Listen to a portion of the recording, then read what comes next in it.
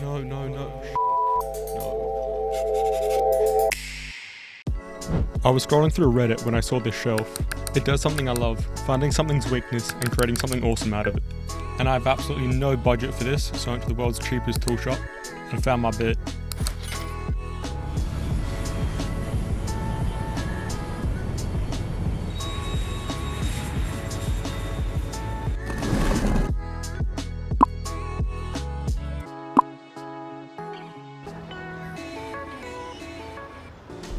As I said, I have absolutely no budget, so this bit of wood's from underneath my house, and apparently it was there from before we even bought the place. It's an old bit of Oregon, and for better or worse, it's my only piece of wood for this job. Nothing else was big enough. But it's been weathering underneath my house for a couple decades, so after I finish up a quick sketch, I'm gonna have to clean it up.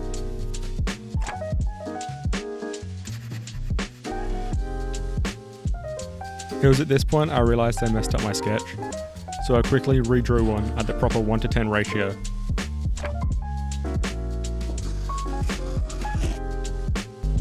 I sketched out the shelf, so after the two 180-degree folds, it should be roughly just under 1 meter.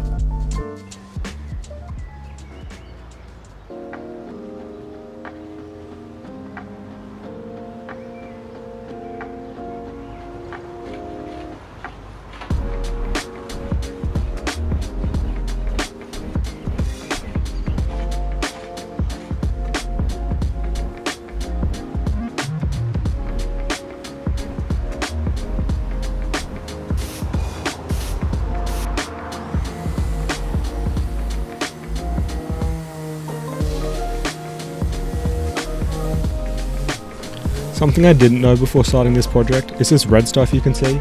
It's a red lead primer and it's so toxic. It was basically banned in the 70s. So I'm really glad I was wearing a mask. Hopefully that kept the lead out as well.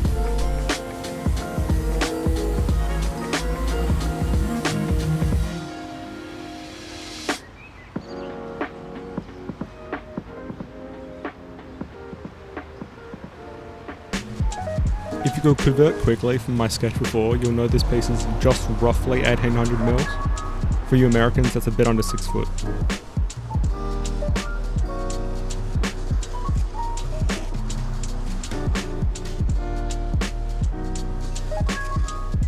This piece was decades old, so it was chock full of holes. I couldn't think of anything to fill the holes that would stay flexible when I tried to curve it, so I just filled it with wood glue.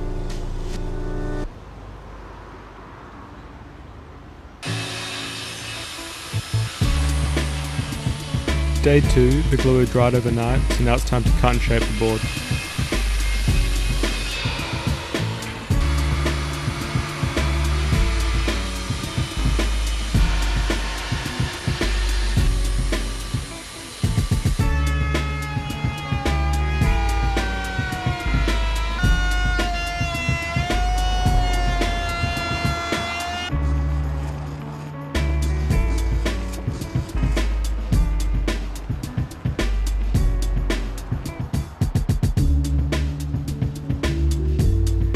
Routing was a real pain in the rear. There was 36 cuts to make, and 3 passes each, and I made a few mistakes which bit me in the rear later.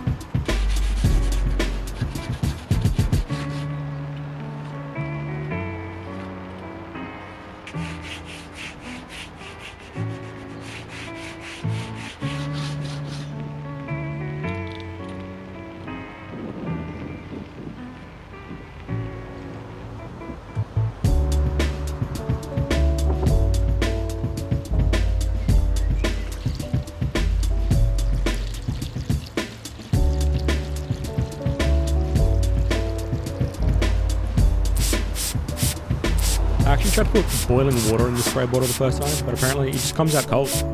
It's something about surface area or something. It was crazy.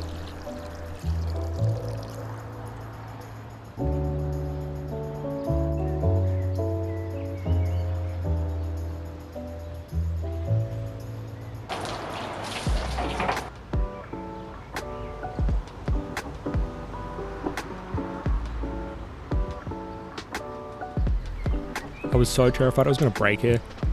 From the videos I'd seen, it should be like bending way more. So I just let it dry and then cut it deeper, making sure there's only about 2 mil left at the bottom.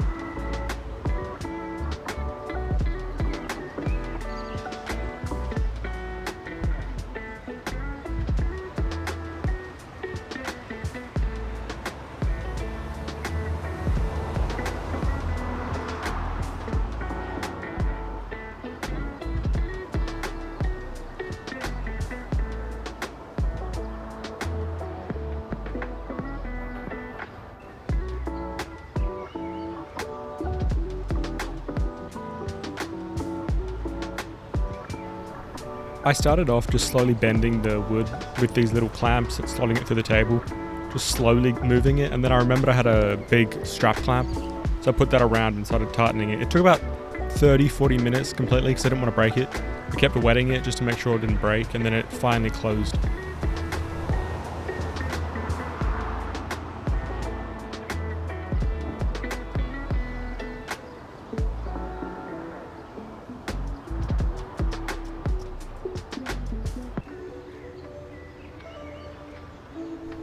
I let the wood dry overnight, so hopefully when I take off the clamps it doesn't want to lay as flat.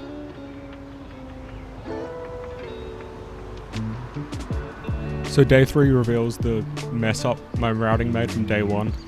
So I need to create some sort of mold to press the gap shut while it's gluing. I just trace this curve from the other side of the shelf where all the gaps closed, so hopefully it can fix the problem.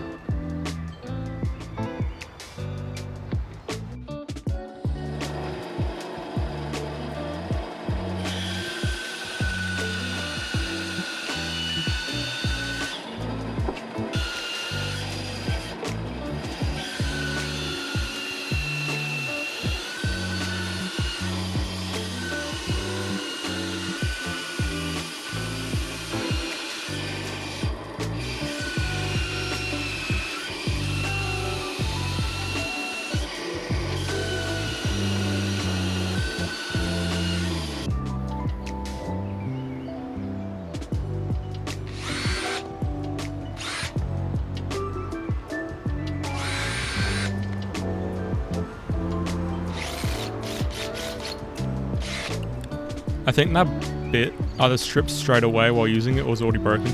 But oh my god, this whole section took so long. Making this like jig was not worth it. Each one of these holes took 30 minutes, I think.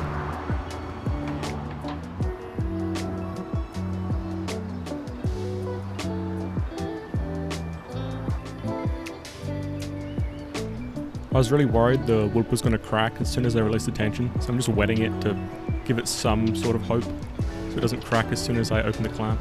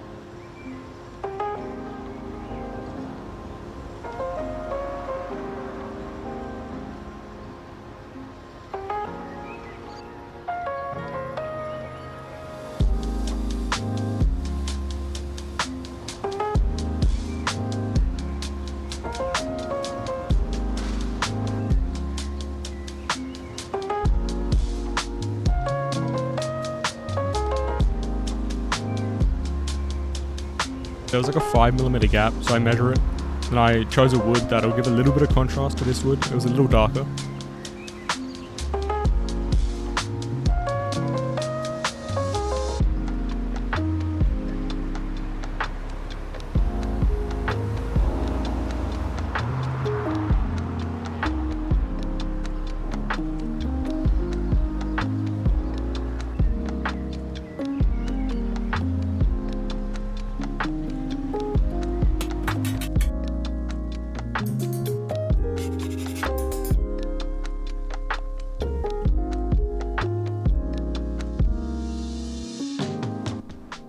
What I didn't realize here was there's this little dial you turn at the top, and it releases the tension of the top wheel so you can get this on easily.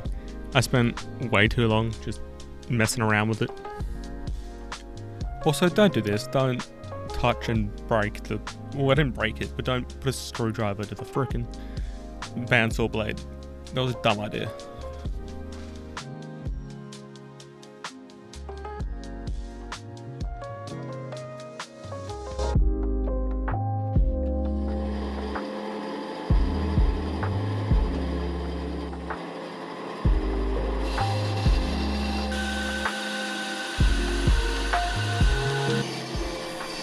In my haste to get this done, I sketched the dimensions on the wrong side of this bit of wood. So I've got to restart, well not restart, I just got to sketch it on the thin side, which can be awkward, but it would have been too thin for the shelf otherwise.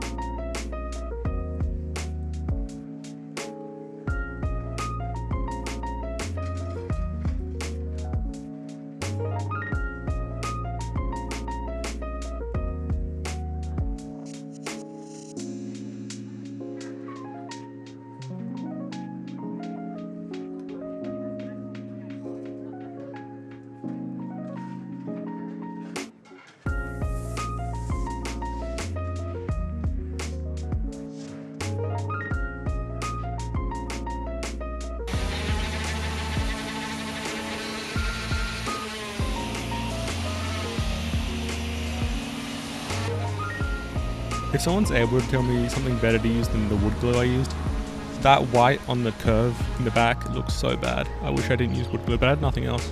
Nothing would have bent.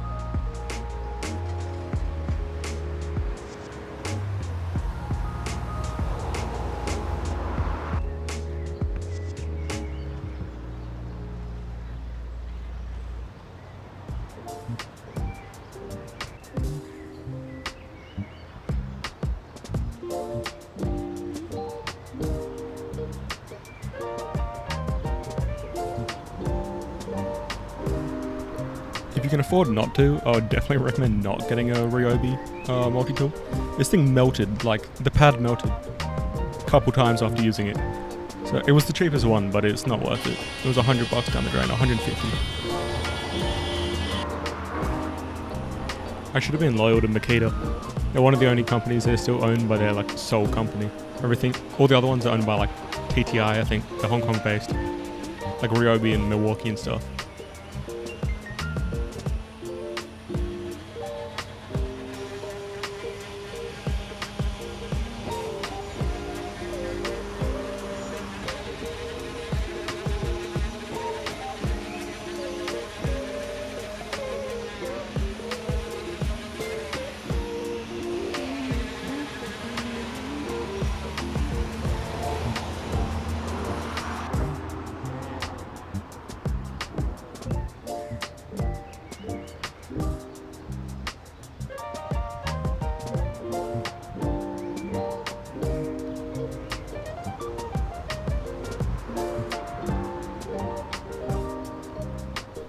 It was coming up to the point where I had to sand on the inside of the curve, and I was trying to come up with something, so I looked up for a spindle sander, and yeah, I'm not buying one of those.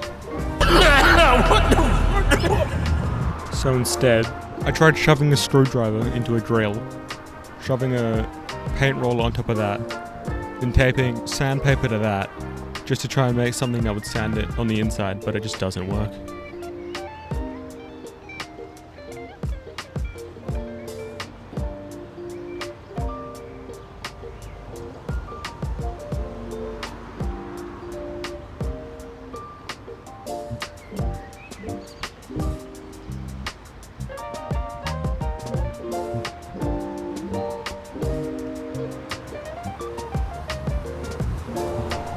Before anyone asks, yes, this is a white shirt, but it's already a rag because I had to clean up tea all over my staircase when I face planted and poured boiling tea all over my face, dripping up the stairs.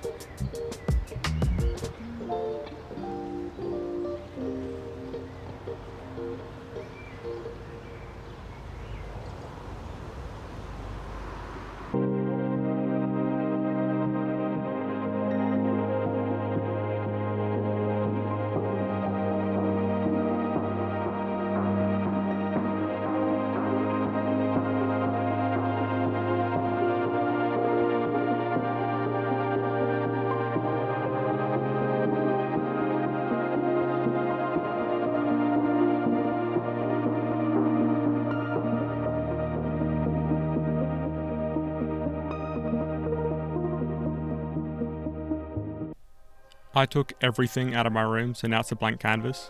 I want to create something custom for every single part of my room, so stick around if you want to see that. I'll be making shorts for little things like painting the walls and sanding down the windowsill, but next video should be a custom bedside table.